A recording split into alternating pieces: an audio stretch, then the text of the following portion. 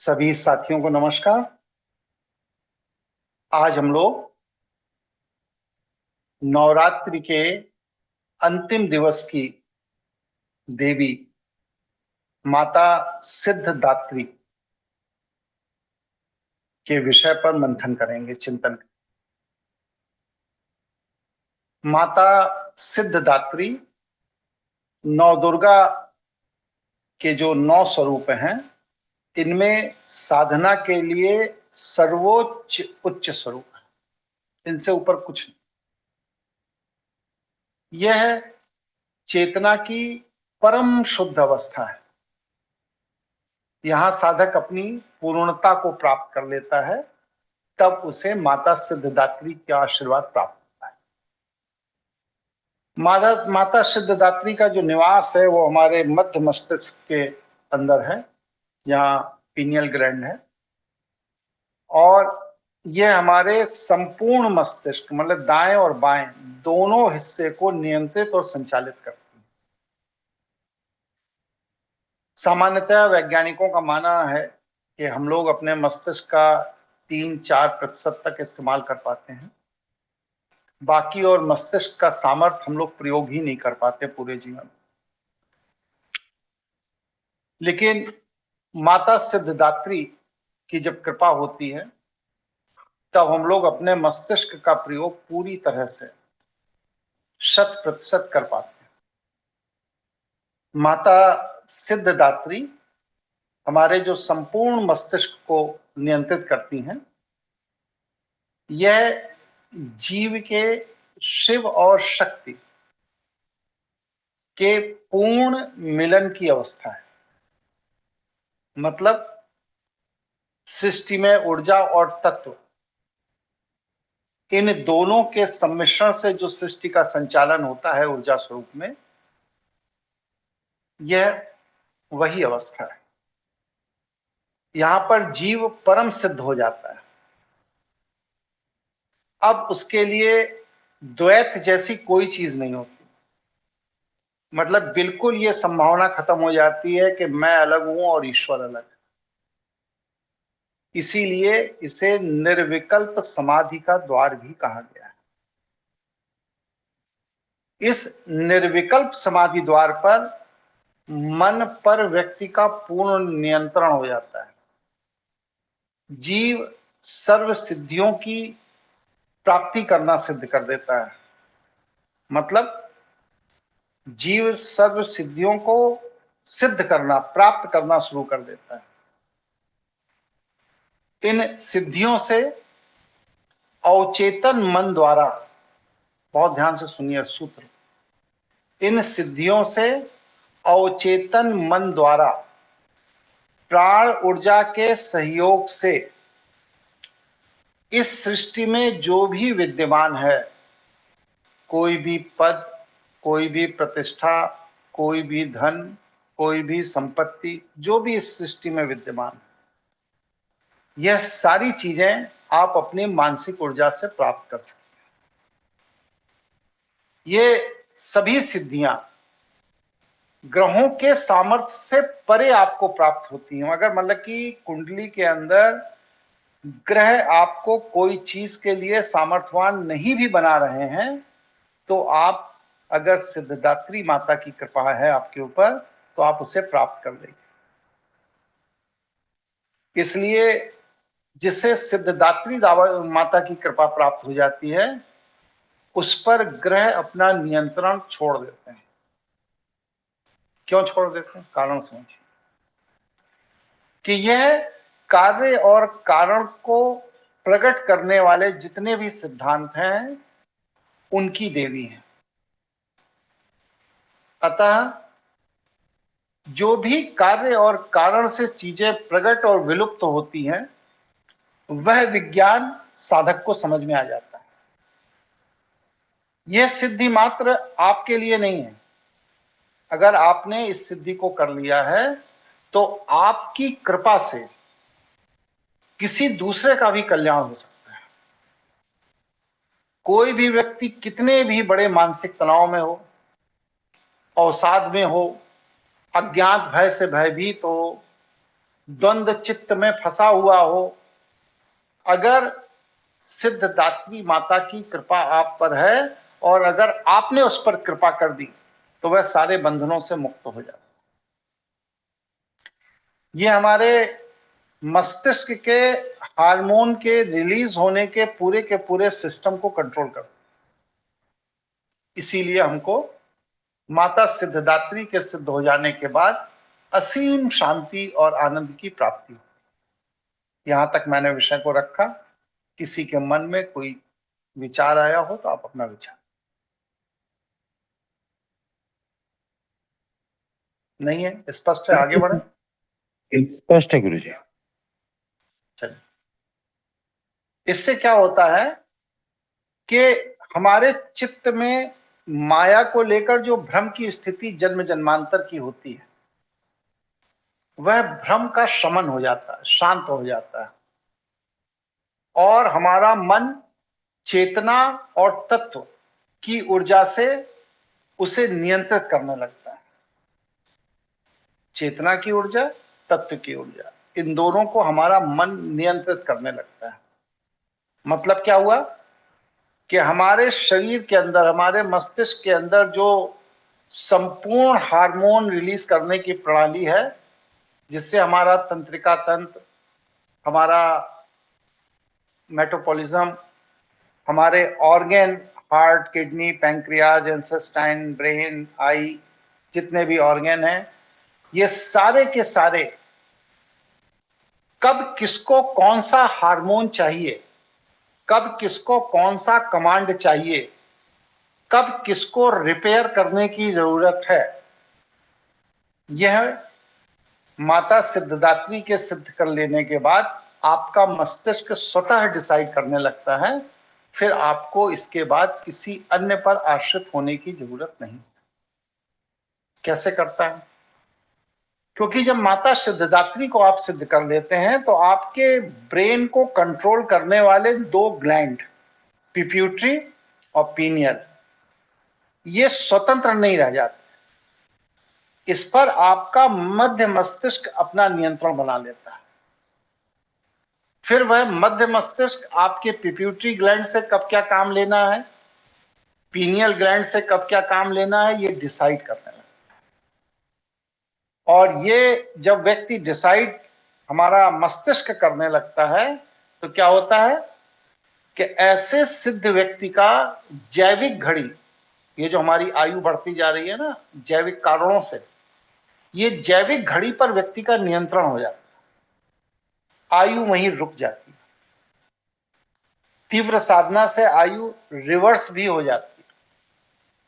बहुत से ऐसे उदाहरण हैं जहां पर सिद्धदात्री माता की कृपा के बाद लोगों की आयु 10 साल, 12 साल, 15 साल रिवर्स हुई।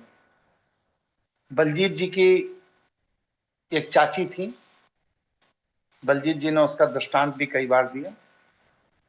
उनकी आयु 15 साल रिवर्स हो गई थी। मैंने एक अनुष्ठान किया था, उससे उनकी आयु 15 साल रिवर्स हो गई। तो ये जो आयु का रिवर्सल है, ये सिद्धदात्री माता की कृपा से संभव है। व्यक्ति त्रिकालदर्शी हो जाता है। शरीर के अंदर सेल्फ हीलिंग प्रोसेस शुरू हो जाता है और ये सेल्फ हीलिंग प्रोसेस उसका अपने लिए नहीं होता है, अन्य के लिए भी होता है।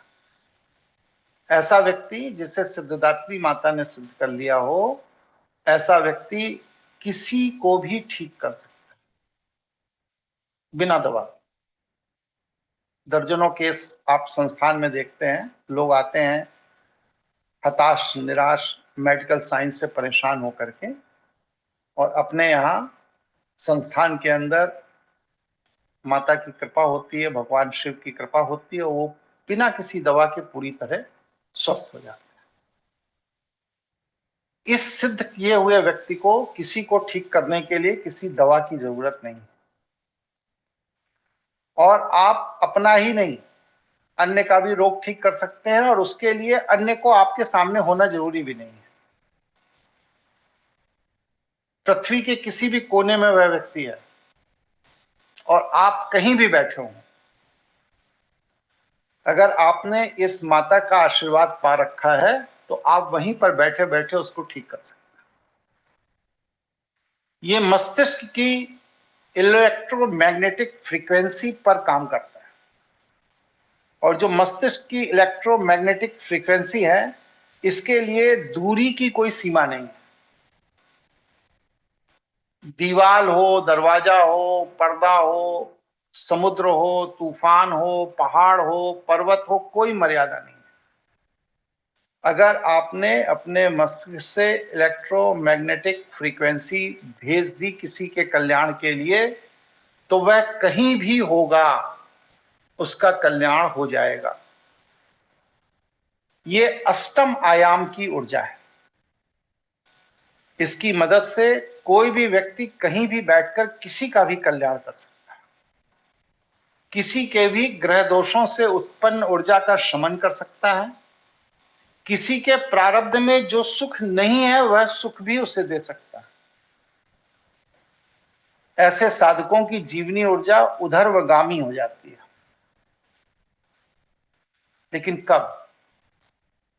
जब महागौरी की कृपा से व्यक्ति अपने जन्म जन्मांतर के गहरे मानसिक आघात से मुक्त हो जाता है। तब महागौरी की कृपा कब होती है? जब कालरात्रि द्वारा आपके दोषों का शमन कर दिया जाता है। ये एक पूरी चेन है। आदमी ये सोचे कि मैं अकेले सिद्ध गौरी को सिद्ध कर लूं, अकेले महागौरी को सिद्ध कर लूं, या अकेले कुष्मांडा को सिद्ध कर लूं। नहीं, ये पूरी एक चेन चलती है। आज मैंने एक लेख भी लिखा कि गोचर के अनुसार किस वर्ष में किस तरह की विपत्ति में कौन व्यक्ति फंसेगा, उसकी क्या महादशा है, क्या अंतरदशा है, क्या प्रत्यंतर दशा है, इसको देखकर एक अनुमान लगाया जा सकता है। और उसके लिए किस माता की कृपा उसे हो जाए कि वह उस समस्या में ना फंसे, उससे बाहर ही बाहर सुखपूर्वक जीवन जीता रहे, इसका एक गणना विज्ञान है पूरा। अभी विवेकशील जी जुड़े हैं आज। विवेक जी, जी गुरु जी, प्रणाम गुरु जी।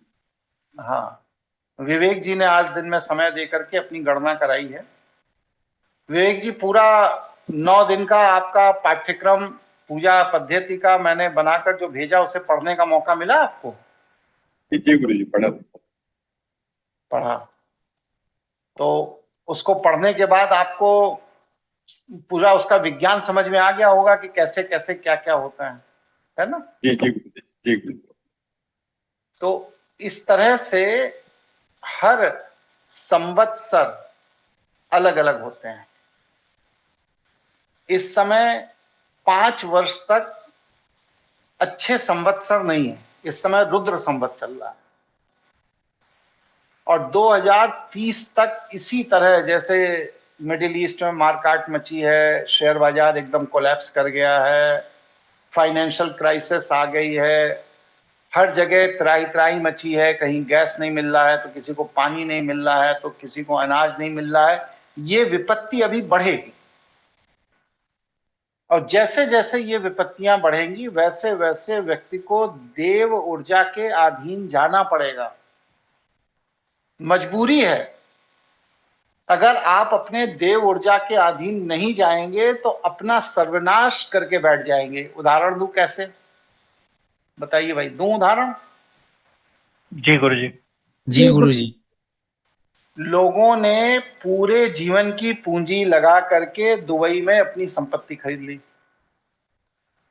खरीदी कि नहीं खरीदी भाई? बहुत से ऐसे लोग होंगे आपके परिचय में भी जो दुबई में, मिडिल ईस्ट में जा करके, भारत छोड़ करके करोड़ों रुपए की संपत्ति लेकर के बसने का ख्वाब देख रहे थे। है या नहीं? जी है गुरु गुरु जी। और आज वहां पर 95% प्रॉपर्टी की कीमत गिर गई। खरीदारी नहीं है। अब क्या है कि जो उन्होंने 10-20 करोड़ रुपए लगाकर प्रॉपर्टी ले ली, वो जीवन की पूरी पूंजी लगाकर उन्होंने ले लिया, और वह पूंजी खत्म हो गई है। अभी उसको वापस आने में अगले 10 वर्ष का समय लगेगा। 5 वर्ष तो संघर्ष का है और फिर 5 वर्ष संघर्ष के बाद सेटल होने का। सर्वनाश हो गया या नहीं हो गया, बताइए लोगों का? हुआ है बिल्कुल गुरु जी। जी। हुआ है। तो ये जो सर्वनाश है, अगर उनको सिद्धदात्री माता की कृपा होती उनके ऊपर, तो वो होने वाली भविष्य की घटना का उन्हें आभास होता और वो अपना पैसा ले जाकर वहां ना फंसाते। लेकिन उन्होंने अपने वृत्ति के आवेग में फंसा। इस तरह से मां आपकी रक्षा करती है। अभी एक प्लेन क्रैश हुआ था एयर इंडिया का, तो उसमें एक लड़की थी हैदराबाद की, वो ट्रैफिक में फंस गई, फ्लाइट उड़ गई और बात को क्रैश हो गया। तो इस तरह मां आपको छोटी सी समस्या में फंसाकर बड़ी समस्या से निकाल लेती है। ये माता सिद्धदात्री की कृपा है। आपका मस्तिष्क जो होता है वो निगेटिव पैटर्न को जब छोड़ देता है, तब ईश्वर का नियंत्रण आपके ऊपर हो जाता है। और जब ईश्वर का नियंत्रण आप पर होता है, आप ईश्वर के प्रिय हो जाते हैं, तो ईश्वर आपकी रक्षा करता है। यहीं से व्यक्ति को अहम ब्रह्मास्मि का बोध हो कि मैं भी ईश्वर का अंश हूं। यहीं से अर्धनारेश्वर ऊर्जा सुषुम्ना से जीवनी ऊर्जा को ऊपर खींचकर व्यक्ति को चैतन्य बना देती। तब व्यक्ति त्रिकालदर्शी हो जाता है, कालजयी हो जाता है। ऐसा व्यक्ति को कोई मार नहीं सकता। जब तक वह स्वतः नहीं मरना चाहता, तब तक उसको मृत्यु नहीं होती। इसे क्या कहते हैं मेडिकल साइंस की भाषा में? Spiritual hormone. ये स्पिरिचुअल हार्मोन जिनके अंदर होते हैं, उनकी आप गर्दन भी काट दीजिए। जैसे बंदा बैरागी की गर्दन काट दी गई और इसके बाद भी वो लड़ रहा है। गर्दन कटी पड़ी है जमीन पर, लेकिन बंदा बैरागी लड़ रहा है। इतिहास में देखिएगा। तो ये क्या है? स्पिरिचुअल हार्मोन है। ऐसे व्यक्ति जो कार्य करते हैं वह विज्ञान से कभी सिद्ध नहीं होता। कहीं भी गमन कर लेंगे। बैठे हैं मन बना, विवेकशील जी तंजानिया में है, इन्होंने कहा भाई आज ऑफिस का उद्घाटन होना है, गुरु जी आपका आना जरूरी है। ठीक। इनको वहां पर मेरे उपस्थित होने का आभास होगा। वो सुगंध, वो स्मेल, वो चीजें, वो बातें इन्हें वहां पर उस पूजा के समय दिखाई देने लगे। धीरेन्द्र केसरवानी है, इनको भी कई बार इस तरह का आभास हुआ, और भी बहुत से लोग हैं। तो ये क्या है? ये जब आपकी स्पिरिचुअल एनर्जी पर आपका कंट्रोल हो जाता है, तब आप इस तरह के मैरेकल करते, चमत्कार करते नहीं है, बल्कि ईश्वर आपके बिहाफ पर करता है, जिससे कि लोगों की आस्था और श्रद्धा आप में बनी रहे। और जब वह आप में आस्था और श्रद्धा बनी रहेगी, तब क्या होगा कि आपके दिखाए हुए मार्ग पर व्यक्ति चलेगा, उसका कल्याण होगा। तो ईश्वर जो इस तरह के चमत्कार करने कराने में विश्वास रखता है, वो इसलिए रखता है कि जिनके साथ चमत्कार हो रहा है वह लोग ईश्वर की शरण में आए, उन्हें यह महसूस हो कि इस तरह भी कुछ ऊर्जाएं हैं जो सृष्टि को चला रही। अगर कोई चमत्कार नहीं होगा तो व्यक्ति ईश्वर की शरण में जाएगा क्यों? ठीक है, स्पष्ट? किसी के मन में कोई प्रश्न हो, कोई बात हो तो पूछिए। तो होता क्या है कि जब आप माता सिद्धदात्री की ऊर्जा तक पहुंच जाते हैं, तो हार्मोन, पदार्थ और ईश्वरीय ऊर्जा का भेद खत्म हो जाता है। फिर सुनिए, जब आप माता सिद्धदात्री की ऊर्जा तक पहुंच जाते हैं तो आपके लिए हार्मोन, पदार्थ और ईश्वरीय ऊर्जा का भेद समाप्त हो जाता है। आपके लिए तीनों एक बराबर हो जाते हैं। फिर क्या होता है? साधक ब्रह्मांडीय ऊर्जा से सूक्ष्म रसायन को लेकर अपनी इच्छा के अनुरूप इस माया क्षेत्र में कुछ भी कर सकता है। फिर समझिए,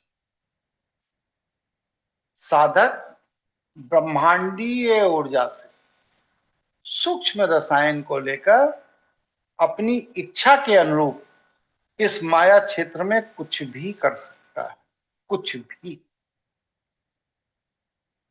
इसी को हमारे यहां शास्त्रों में कहा गया है, यत पिंडे तत् ब्रह्मांडे।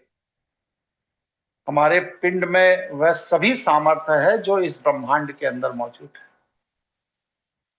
मेडिकल साइंस भी अब इसको स्वीकार करने लगा है। डीएमटी का प्रोसेस जानते हैं आप लोग? नहीं गुरुजी। एक डीएमटी प्रोसेस होता है, मेडिकल साइंस ने इसको अब मान्यता दे दी, पहले नहीं दी थी।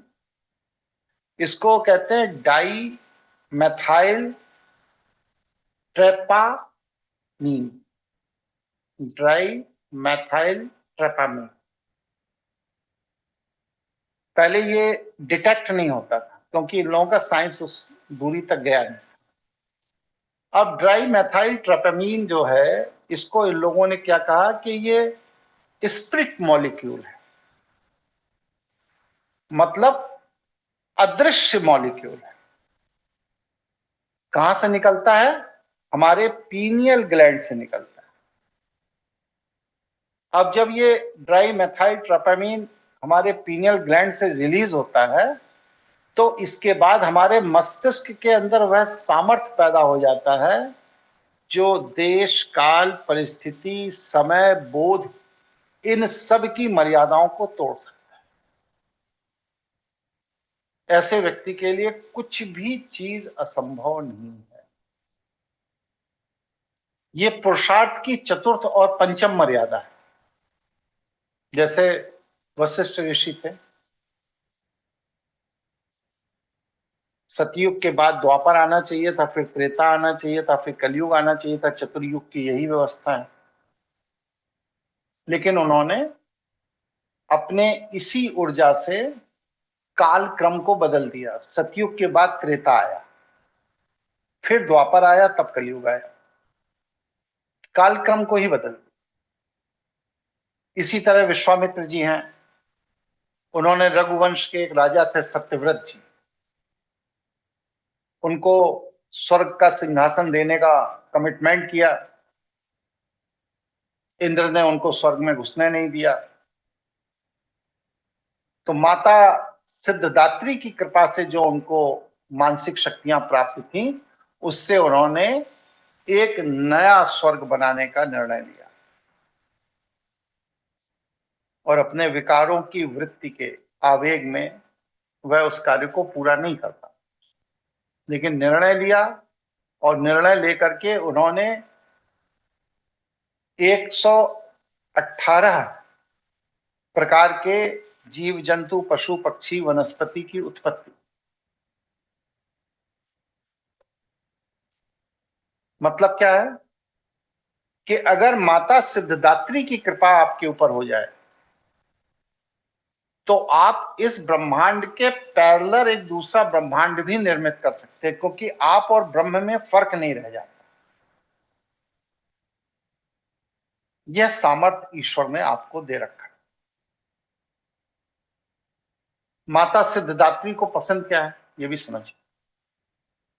माता सिद्धदात्री को जो सबसे ज्यादा पसंद है वो खजूर पसंद है।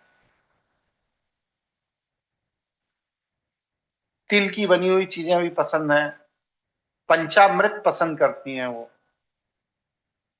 खीर, चावल दूध की, बस और कुछ नहीं मिलाई है उसमें, चावल दूध मिश्री, सादी खीर भी उन्हें पसंद है। असल में कारण क्या है, इन सब के पीछे कारण बड़ा साइंटिफिक है कि जब हमारा ब्रेन उस स्टैंडर्ड पे चला जाता है, वहां पर जाकर काम करता है, तो हमको नेचुरल ग्लूकोज, प्राकृतिक ग्लूकोज की जरूरत होती है, जो हमें खजूर से मिलता है। इसमें फाइबर, एंटीऑक्सीडेंट्स भी होते हैं, इसलिए उस अवस्था में पहुंचने पर मनुष्य को खजूर का सेवन करना चाहिए। तिल में कैल्शियम होता है, ओमेगा 3 होता है, इसलिए तिल का सेवन करना चाहिए। माता सिद्धदात्री को जो सबसे ज्यादा वनस्पति प्रिय है वो है शतावरी। शतावरी का चूर्ण जो है महिलाओं और पुरुषों दोनों के लिए बहुत लाभप्रद होता है। क्यों? क्योंकि यहां पर आकर के अब महिला और पुरुष अलग अलग नहीं रह गए, भगवान शिव का अर्धनारेश्वर स्वरूप बन गया। अब उसमें महिला और पुरुष दोनों एक साथ एक ही बिंदु पर इकट्ठे हो गए। तो ये स्थिति क्या हुई? भगवान शिव और माता पार्वती का ये जो युगल स्वरूप है, इसमें जो वनस्पति मां को पसंद है शतावरी, ये दोनों के लिए बराबर लाभदायक है। माता को किस तरह के भक्त पसंद है? जो थैंकफुल हों, ग्रेटिट्यूड हर समय धन्यवाद देते रहते हैं, कृतज्ञ, ईश्वर को धन्यवाद है, प्रकृति को धन्यवाद है, चिड़िया को धन्यवाद। आज मैं अभी बैठा था दोपहर में, हमारे बाहर मेरी पत्नी ने कुछ अनाज के दाने डाल रखे थे, 25, 30, 40 चिड़िया आई, खा रही थी। तो मैं बैठा था, पत्नी हमसे कहीं देखो कितना अच्छा लग रहा है, चिड़िया लोग खा रही हैं, देखकर खुशी हो रही। हमने कहा कि हमें उससे ज्यादा खुशी इस बात की हो रही है कि उनके अंश का अनाज हमारे पास पड़ा और वह अपने अंश का अनाज खा के हमें ऋण से मुक्त कर रही हैं, हमें इस बात की खुशी। ये क्या है? कृतज्ञता।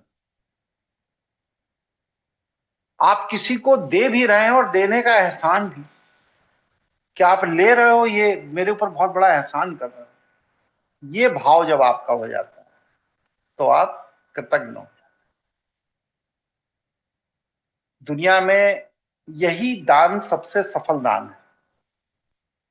रहीमदास जी के बारे में एक दृष्टांत आता है कि रहीमदास जी जब नहा के निकलते थे तो अपने बाहर चबूतरे पर बैठ जाते थे और सबको दान करते। लेकिन जब वो दान करते थे तो जो तौलिया उनके कंधे पर होती थी उससे अपने मुंह को ऐसे छिपा लेते थे, फिर दान करते। रहीमदास के समकालीन थे गोस्वामी तुलसीदास जी। तुलसीदास जी काशी में रहते थे, रहीमदास जी दिल्ली रहते। जब चर्चा चलते चलते चलते चलते गोस्वामी तुलसीदास तक आई तो गोस्वामी तुलसीदास ने 2 लाइन लिखी और रहीमदास को भेज दिया। ऐसी देनी देन ज्यों कित सीखे हो रैन, ज्यों ज्यों कर ऊंचा किया त्यों त्यों नीचे नैन। मतलब हे मित्र, ऐसा देने की कला कहां से सीख कर आए हो कि जैसे जैसे देने के लिए हाथ ऊपर कर रहे हो वैसे वैसे तुम्हारी निगाह नीचे झुक जा रही। गोस्वामी तुलसीदास का ये पत्र जब रहीमदास जी को मिला, उन्होंने पढ़ा, मुस्कुराए।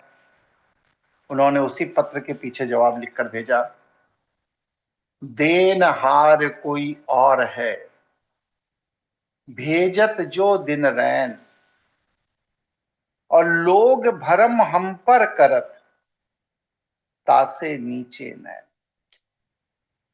मतलब ये जो मैं जिसको दे रहा हूं ना, ये उसी का है, लेकिन वह ईश्वर ने मेरे पास भेज दिया।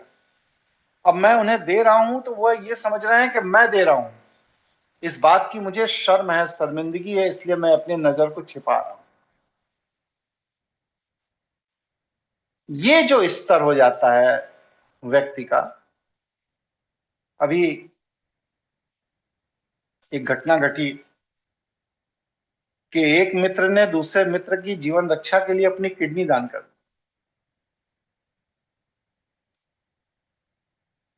मित्रता के नाम पर किडनी दे दी, मतलब ब्लड रिलेशन नहीं है, मदर फादर पत्नी ये सब नहीं है, वो मित्र, बस सिर्फ मित्र, किडनी दान दे दी। तो ये जो दान का चरम है कि अपने जीवन की रक्षा का भी भाव नहीं है, आपका कल्याण हो जाए बस। यह जब भाव आ जाता है तब ब्रह्मांडीय ऊर्जाएं आपको कुछ सिद्धियां दे देती हैं।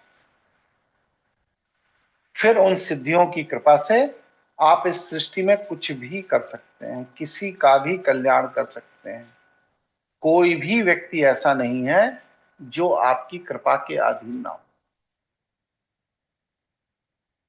इसीलिए मैं सभी से अनुरोध करता हूं कि लोक कल्याण महाअभियान से जरूर जुड़िए, जरूर जुड़िए, जरूर जुड़िए। अभी एक बच्ची लड़की है अपने यहाँ, बच्ची क्या नाम है, सपना। सपना जुड़ी है? जी गुरु सपना जी। जी, जी गुरु जी। सपना जी जुड़ी हैं। जब से आप लोक कल्याण महाअभियान के कार्य में लगी हैं, तब से आपके जीवन का तनाव संघर्ष एकदम खत्म हुआ या नहीं हुआ? जी बिल्कुल गुरु जी, खत्म हुआ है और अलग ही चेतना है। चेतना का स्तर अलग हो गया। और वरना वही शिक्षा, वही दीक्षा, वही संसाधन, वही नौकरी सब कर रही, बस मन में शांति नहीं। अब क्या है कि जितना यह दान कर रही हैं, देती हैं, उतना इनकी तनख्वाह बढ़ती चली जा रही है। जब ये हमारे पास 2 साल पहले, 1.5 साल पहले आई थी तो 24 लाख का पैकेज था। अब ये 46 लाख के पैकेज पे काम कर रहे हैं, बस सिर्फ 1.5 साल के अंदर। जी गुरु जी। और बहुत जल्द आपको सुनने में आएगा कि 65 लाख के पैकेज पे चलेगी। क्यों? क्योंकि यह लोक कल्याण का कार्य कर रही है। वो पैकेज जो बढ़ रहा है, वो पैकेज इनके काबिलियत से नहीं बढ़ रहा है, ये लोगों के लिए काम कर रहे हैं, इसलिए ईश्वर इन्हें संसाधन देता चला जा रहा है। लोग कहते हैं मुझे बड़ा आर्थिक अभाव है, आर्थिक परेशान है, ये है वो है। क्यों? क्योंकि आप किसी को देने की इच्छा नहीं रखते। पहले के जमाने में क्या था, मुझे खूब याद है कि आप दूध लीजिए तो वो 2 लीटर दूध देने के बाद थोड़ा सा 100 ग्राम दूध एक्स्ट्रा डालता था, घेलुआ कहलाता था। सरसों का तेल लीजिए, 1 किलो सरसों का तेल देने के बाद उसमें 20 ग्राम तेल एक्स्ट्रा दे देता था, घेलुआ। कोई गरीब नहीं होता था, ना लेने वाला गरीब होता था, ना बेचने वाला गरीब होता था। अब स्थिति क्या है कि वह दूध में उनकी कोशिश ये रहती कि 800 ग्राम ही दूध जाए, 1 लीटर ना जाए। परिणाम क्या है? दूध बेचने वाला भी दरिद्रता से परेशान है और दूध पीने वाला भी दरिद्रता से परेशान। जब तक देने का भाव आप में नहीं आएगा, तब तक संपन्नता का भाव आप में आ ही नहीं सकता। ईश्वर आपको संपन्न बनाता ही तब है जब आपके अंदर देने की उदारता होती है। इसलिए लोक कल्याण महाअभियान से जो लोग जुड़े, ईमानदारी से जुड़े, उन सब का विकास हुआ। और जो लोग इसमें गणित लगाते रहे वो सब बर्बाद हो गए, कुछ हाथ नहीं आया। तो यहां पर मतलब मैं जो कहने का भाव है वो ये है कि ईश्वरीय ऊर्जाएं आपकी मदद तब करती हैं जब आप ईश्वरीय व्यवस्था में उनके सहयोगी बनते हैं। और आप ये सोचें कि मैं अपना काम निकालता रहूं और ईश्वरीय ऊर्जा मदद करे, उसको 2 ठो केला दे देंगे, 1 ठो संतरा दे देंगे, 1 ठो पेड़ा दे देंगे, सुबह बतासा चढ़ा देंगे, शाम को अनार चढ़ा देंगे। इससे कल्याण नहीं होता। ये बस सिर्फ मन का संतोष है, मन का भ्रम है। इसलिए करना क्या है? उन्मुक्त भाव से, शब्द सुनिए, उन्मुक्त भाव से माता की सेवा करनी है। मां जो कार्य दे दे वो करिए। देखिए, कभी भी संसाधन कम हो ही नहीं सकता, क्योंकि ये माया क्षेत्र में जो सेल्फ हीलिंग प्रोसेस है, सेल्फ हीलिंग प्रोसेस क्या है कि माया क्षेत्र में आप लोक कल्याण के भाव से जितना देंगे उतना ईश्वर आपको देता जाएगा, सेल्फ हीलिंग करता जाएगा। इसलिए यह सेल्फ हीलिंग प्रोसेस को सिद्ध करने वाली माता सिद्धिदात्री माता है। बड़े से बड़ा आनुवांशिक रोग किसी को हो, बॉडी एनेमिक रहती है, मेटाबॉलिज्म खराब है, पैरालिसिस है, इंद्रियों में स्थिरता है, बहरापन है, आंख टेढ़ी टेढ़ी हो गई है, कुछ हो गया है। अगर कोई भी व्यक्ति जिसने माता की कृपा प्राप्त कर ली है, वह अपना आज्ञा चक्र पर हाथ रखकर आशीर्वाद दे दे, तो उस व्यक्ति के सुधार की संभावना पूरी की पूरी हो जाती। अब वहां पर दिक्कत क्या आती है कि आज्ञा चक्र काम करना चाहता है उस देव ऊर्जा के व्यक्ति के आदेश पर, लेकिन हम अपने वृत्ति के आवेग में उस आज्ञा चक्र को कार्य नहीं करने देते हैं। जैसे कि कोई बच्चा को हम टॉफी देना चाहते हैं, लेकिन उनकी मम्मी पापा ने उसको ट्रेंड कर दिया कि किसी भी बाहरी आदमी के हाथ से दी हुई चीज नहीं लेनी है। अब हम देना चाहते हैं, लेकिन उसके मस्तिष्क में जो उसको ट्रेनिंग दी गई कि किसी दूसरे के हाथ की चीज नहीं लेनी है, उसका परिणाम क्या है कि हम जो देना चाहते हैं वह मेरे चाहने के बाद भी वह नहीं ले पाएगा, क्योंकि उसका प्रशिक्षण गलत है। हम लोगों के जीवन में भी यही है कि ईश्वर हमें बहुत कुछ देना चाहता, बहुत कुछ देना चाहता, लेकिन हम लेने की काबिलियत नहीं रखते। आज मैं दोपहर में कोर्ट से लौट रहा था, तो एक बेल का शरबत बेचने वाला है, मैं उसके पास रुका, बेल का शरबत पीता हूं। मेरी गाड़ी वैगनार थी, एक पीछे से 60-70 लाख की गाड़ी आकर खड़ी हुई, पों पों पों पों हॉर्न बजाया। हमने पलट के देखा, हमने कहा भैया बड़े आदमी हैं। हमने अपनी गाड़ी 5 कदम और आगे कर दी। उन्होंने अपनी गाड़ी को एकदम बेल के शरबत बेचने वाली दुकान के सामने, ठीक। इसके बाद उन्होंने एक गिलास बेल का शरबत पिया 50 रुपए का, और उसको 20-20 के 2 नोट दिए। उसने कहा कि भैया 50 रुपए का गिलास है। वो लड़ गया, कहले पिछले साल तो 40 का तुमने पिलाते थे, अब 50 कैसे हो गया? सोचिए, 50 लाख की गाड़ी से चल रहे हैं, लेकिन धूप में खड़े हुए बेल के शरबत बेचने वाले को 10 रुपए देने में वो 15 मिनट तक झिक झिक करते रहे, और अंत में उसने नहीं दिया और गाड़ी स्टार्ट करके चला गया। अब ऐसे व्यक्ति का अगर आर्थिक नाश हो जाए, गाड़ी टूट जाए, लड़ जाए, एक्सीडेंट हो जाए, दुर्घटना हो जाए, परिवार में कोई जवान बेटे की डेथ हो जाए, कोई बात हो जाए, तो कहेंगे मैंने जीवन भर भगवान की बड़ी सेवा की, बड़ी वो की, लेकिन मेरे ऊपर ईश्वर की कृपा नहीं हुई। क्यों नहीं हुई? क्योंकि आपने 10-10, 5-5 रुपए, 2-2, 1-1 रुपए के लिए कितने लोगों के दिल को दुखी किया, तो वह दुख का हिसाब भी तो होगा। हम लूटेंगे नहीं, लेकिन लूटने का अधिकार भी ईश्वर ने हमें नहीं दिया।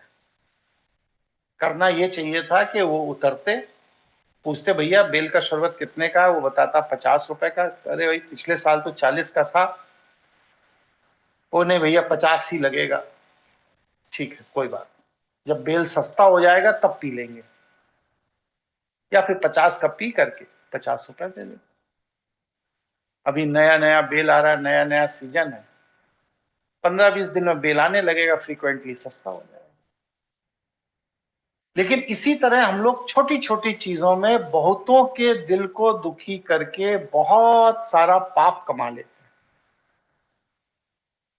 माता हमें देना चाहती हैं, हमारे ऊपर कृपा करना चाहती हैं, हमें आशीर्वाद देना चाहती हैं, लेकिन हम अपने वृत्ति के आवेग में ऐसी चीजों में उलझे हुए हैं कि वह आशीर्वाद की ऊर्जा का हम अपने जीवन में इस्तेमाल नहीं करते।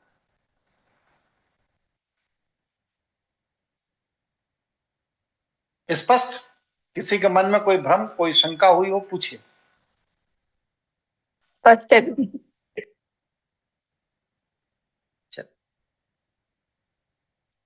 अब माता सिद्धदात्री जी कमल के पुष्प पर बैठी हैं, और वो जो कमल का पुष्प है वो गुलाबी आभा का पुष्प है,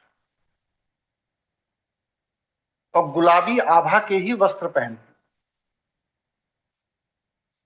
गुलाबी आभा किस बात की सूचना है? पूर्ण जागृत अवस्था।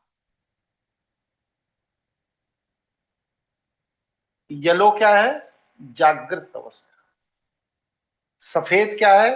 त्यागी अवस्था। त्याग दिया, येलो आया, ज्ञान मिला, अब ज्ञान से पूर्ण जागृत हो गए। तो ये गुलाबी आभा के वस्त्र और गुलाबी आभा के कमल पर बैठते हैं। इनके 4 हाथ, एक में गदा पकड़ रखा है। कर्म की वृत्तियों के विनाश के। कर्म करिए, लेकिन रसा स्वादन करके कर्म की वृत्तियों को पैदा मत कीजिए। अगर आप कर्म के वृत्तियों को पैदा करते जा रहे हैं रसास्वादन करके, तो आपके द्वारा किया गया हर कर्म आपके लिए बंधन हो जाएगा। इसलिए क्या करना है? कर्म के बंधन से मुक्त बने रहना है। इसलिए माता एक हाथ में गदा लेकर कहती हैं कि कर्म के वृत्ति का यही विनाश कर दो। दूसरे में क्या रखा? चक्र ले रखा। चक्र किस बात की सूचना है? काल और विचार का भेदन। समय और समय के अनुरूप जो मन में विचारों का आवेग है उसका भेदन। व्यक्ति कोई भी अच्छा या बुरा नहीं होता।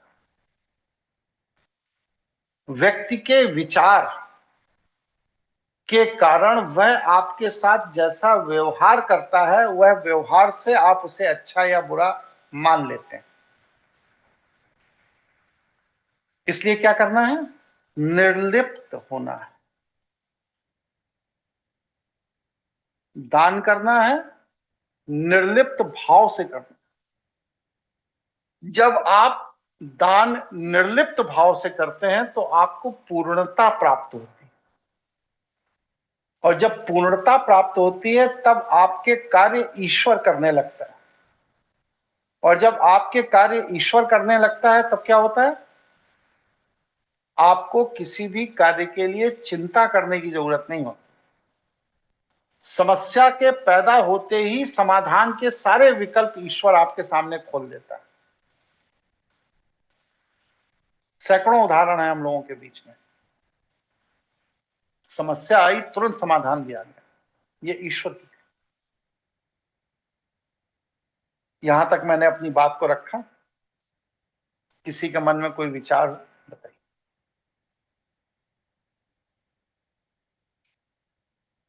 स्पष्ट है? स्पष्ट है जी। स्पष्ट है गुरुजी। जी स्पष्ट है गुरुजी। एक विशेष बात और बता करके आज की क्लास को पूरा कर रहे हैं। बहुत से लोग ऐसे हैं साधकों में अपने यहां, जो अपने जन्म जन्मांतर की वृत्ति के प्रभाव में अपने नकारात्मक हार्मोन को नियंत्रित नहीं कर पा। क्रोध, ईर्ष्या, द्वेष, लालच, घृणा छोड़ना चाहते हैं, लेकिन वह जन्म जन्मांतर की वृत्ति है, नहीं छूट रही। तो ऐसे साधकों के लिए एक मैं विशेष परामर्श देना चाहता हूं कि आप एक ओरिजिनल शंख लीजिए। अब इस समय मार्केट में जो शंख है उनमें 90% नकली शंख आ रहे हैं। असली ओरिजिनल शंख लीजिए और उस शंख को धो करके रात में उल्टा रख दीजिए, मतलब ऊपर रख दीजिए, नीचे उसमें ऐसे पात्र जैसा बन जाए। उसके अंदर आप पानी भर दीजिए और एक कपड़ा से ढक दीजिए उसे, जिससे कोई कीड़ा मच्छर आदि ना गिरे। सुबह उठकर भगवान का ध्यान करके उस जल को कांच के पात्र में या मिट्टी के पात्र में लेकर के पी जाइए। बस सिर्फ यही एक क्रिया करनी है 40 दिन। आप देखेंगे 10-12 दिन के बाद आपके वृत्ति के कारण जो नेचुरल नेगेटिव हार्मोन पैदा हो रहे थे वो बनने से बंद हो जाए। धीरे धीरे धीरे धीरे आपका चित्त निर्मल हो जाएगा। और उसका कारण क्या है? कारण भी साइंटिफिक समझ लीजिए। शंख की जो प्राकृतिक बनावट है वो एल्केमी पात्र है। एल्केमी पात्र क्या होता है? घुमा हुआ। वो एल्केमी पात्र है। एल्केमी पात्र माने घुमा हुआ। हमारा मस्तिष्क में जो वृत्ति का प्रभाव है वो क्या है? वो भी घूमी हुई है। इसलिए हम क्या करते हैं कि साधना के द्वारा, ऊर्जा के द्वारा उस घूमी हुई वृत्ति को ऊपर ऊपर ऊपर ऊपर ऊपर ऊपर साफ कर लेते हैं। लेकिन वृत्ति के जो बीज हैं वो हमारी अंतस चेतना में बने रहते हैं। जब शंख के जल का प्रयोग आप करते हैं तो वह जल इस एल्केमी पात्र की ऊर्जा से आपके मस्तिष्क के अंदर जाकर के आपकी चेतना के अंदर के उन बीजों को नष्ट करना शुरू कर देता है। बहुत छोटी सी प्रक्रिया बता रहा हूं। वह जल जब रात भर 12 घंटे उस शंख के अंदर रहता है तो वह उच्च इलेक्ट्रोमैग्नेटिक एनर्जी से भर जाता है। फिर वह मूल्यवान जल हो जाता है। आयुर्वेदा में इसे रसायन जल कहा गया है। इसका जब आप निरंतर प्रयोग करते हैं अपनी चेतना को विकसित करने के लिए तो आपका 40 दिन के अंदर ओज बदलना शुरू हो जाता है। और इसके अंदर जो खनिज होते हैं वह खनिज आपके मस्तिष्क की जटिलताओं को खोलना शुरू कर देते हैं।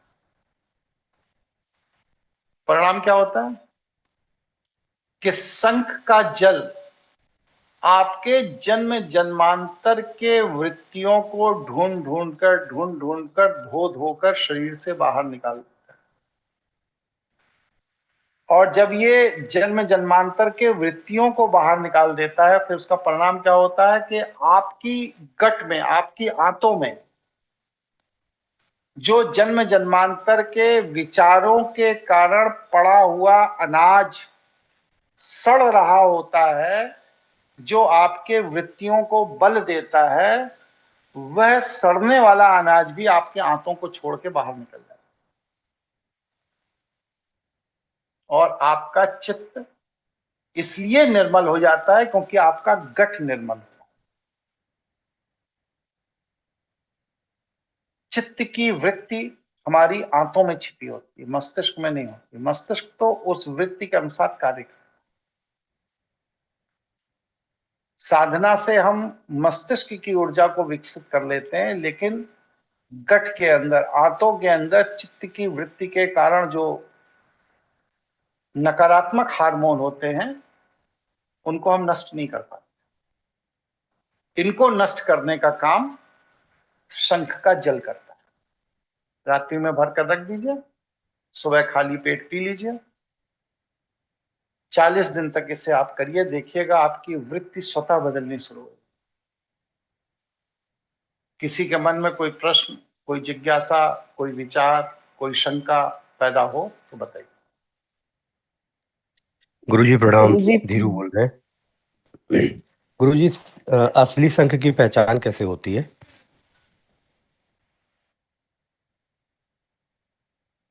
चलिए बता देंगे। उस शंख को आप कान के पास लगाइए ऐसे, और देखिए उसके अंदर स्वतः साए साए साए साए आवाज आएगी। जिन शंखों को कान में लगाने से उसमें कोई आवाज नहीं आ रही, वो सब नकली शंख। लेकिन जिस शंख के अंदर साए साए की आवाज आती है वो असली शंख। ठीक है जी। गुरुजी, जैसे संस्थान में दान देना चाहें तो जैसे मुझे मौका नहीं मिलता, मैं किसको दान दूं, क्या करूं, तो संस्थान में दे सकते हैं क्या? किस प्रयोजन से दे?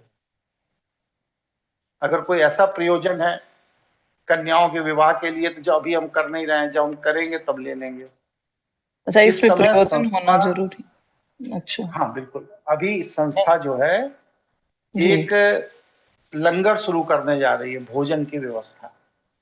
जी गुरुजी। इसमें एक अनुमान है कि 500 व्यक्तियों को प्रतिदिन भोजन कराया जाए।